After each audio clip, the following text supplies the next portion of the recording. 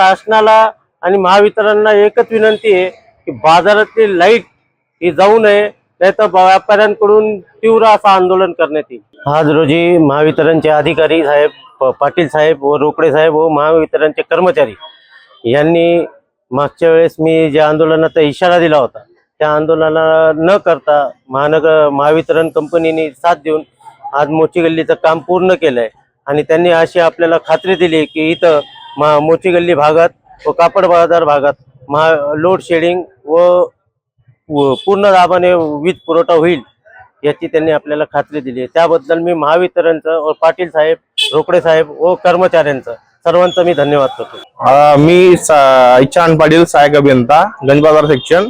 इथं मोची गल्लीला नेहमीचा प्रॉब्लेम होता ते आपण कापड बाजार डीपीवरनं लोड डायव्हर्ट करून केबल टाकून मोची गल्लीचा प्रॉब्लेम सॉल्व्ह करायचा प्रयत्न केलाय। याचा फायदा असा की मोची गल्लीचा जो सप्लाय आहे हा रेग्युलर राहण्यास मदत होईल, लोकांना प्रॉपर व्होल्टेज वगैरे मिळेल आणि फ्यूज कॉल वगैरे परत जाणार नाही। लोकांना अखंडित वीज सेवा मिळेल आणि लोकांना असं परत त्रास होणार नाही।